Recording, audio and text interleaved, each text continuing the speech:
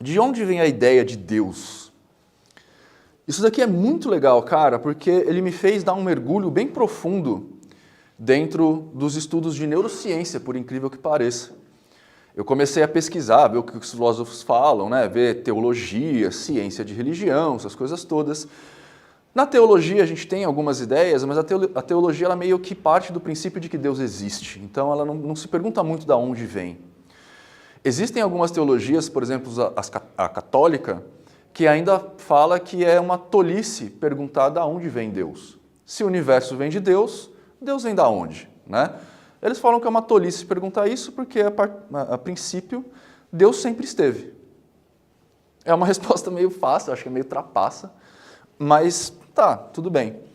Então eu fui perguntar para a neurociência, que é meu campo de estudo, por quê? Por que isso? Da onde vem a necessidade? E encontrei respostas bastante interessantes, muito legais, inclusive.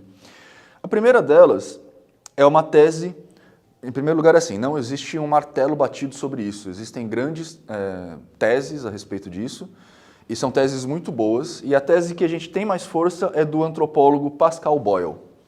O Pascal Boyle é antropólogo, psicólogo evolucionista e ele é reconhecido no trabalho ligado na ciência cognitiva de religião. Eu falei, cara, é esse cara que eu quero saber, né?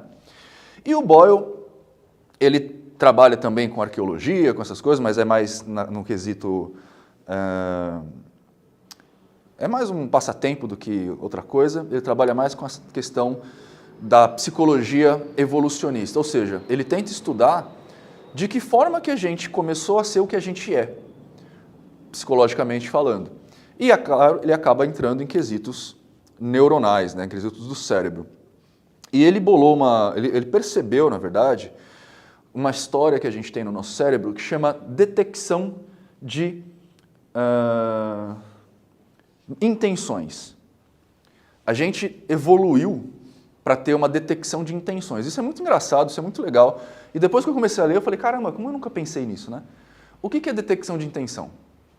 A gente, imagina assim, ó, imagina o seguinte cenário. A gente está 200 mil anos atrás, quando o Homo sapiens, o Homo erectus, está começando a ser Homo erectus. Os hominídeos, da família hominídea, está começando no seu caminho para ser o que nós somos. O cérebro está em desenvolvimento. A gente não tem um cérebro muito maior do que o cérebro de um chimpanzé. A gente ainda é um Neandertal, alguma coisa nesse nível aí. Nesse momento, a gente começa a estabelecer sociedade. Tá? Uma sociedade muito primal ainda, uma sociedade de grupos de pessoas, como um gorila faz uma sociedade com um harém. Nesse momento, a gente começou a complexificar relações. E nós somos o único animal que complexificou tanto as relações a ponto de ter relações como nós temos. Que é o quê?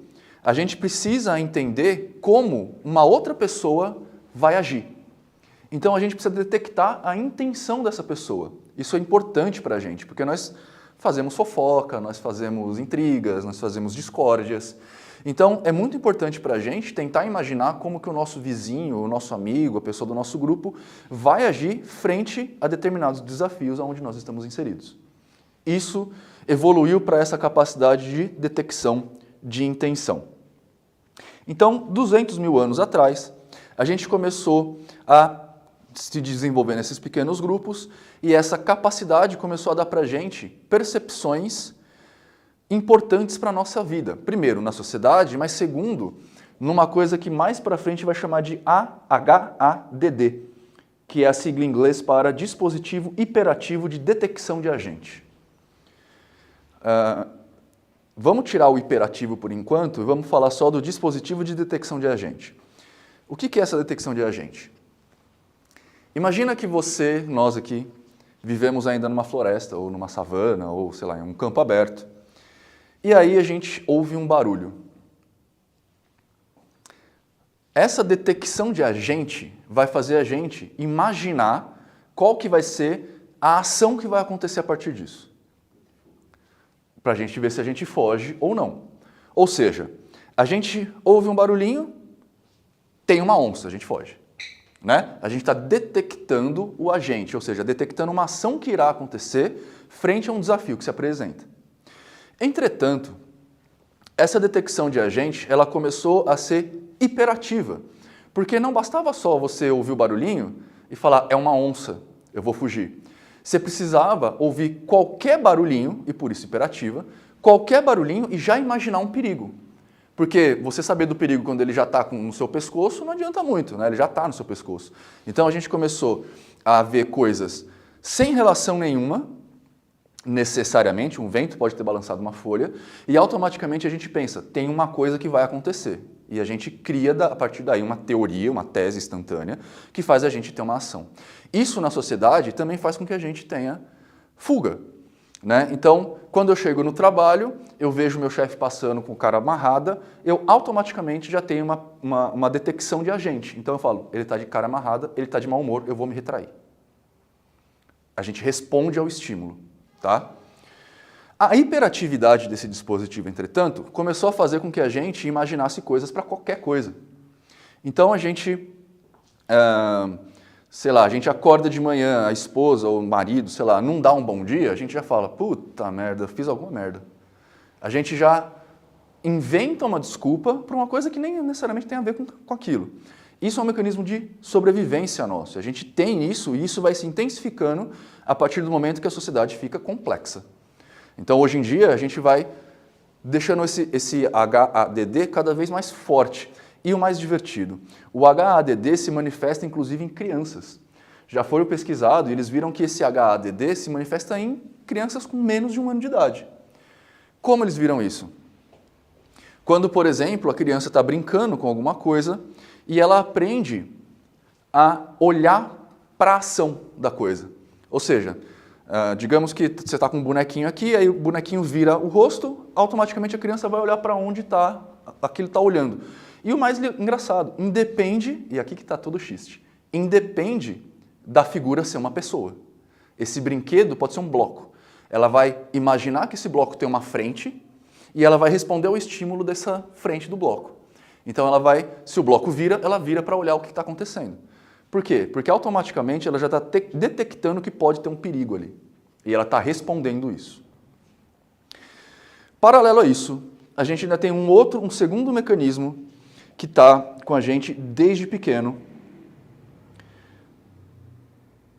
que é um mecanismo que faz com que a gente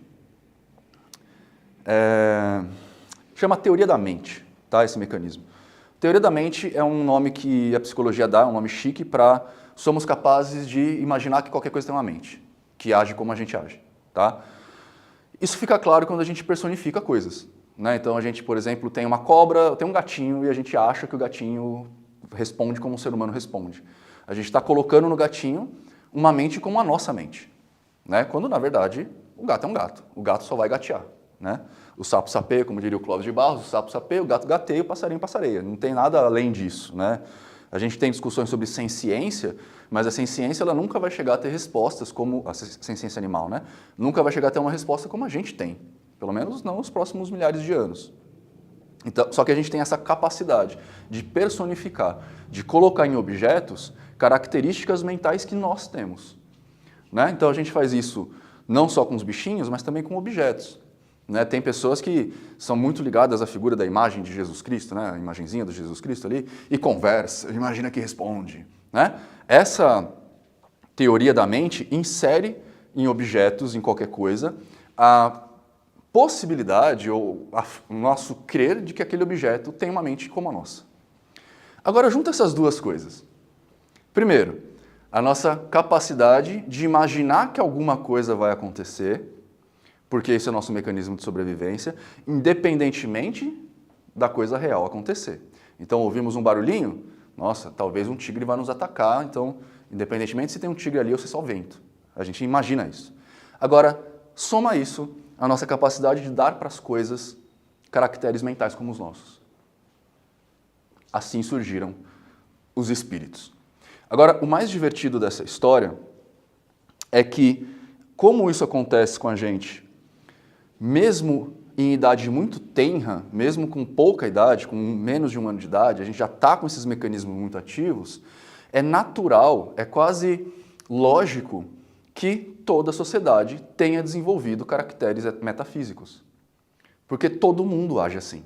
Nós evoluímos meio que dos mesmos ancestrais. Então todos nós temos essa característica de colocar para as coisas um barulhinho, a gente já imagina que tem alguma coisa, de preferência alguém, e a gente coloca a mente nesse alguém que não existe. Então, assim a gente começou a acreditar em espíritos.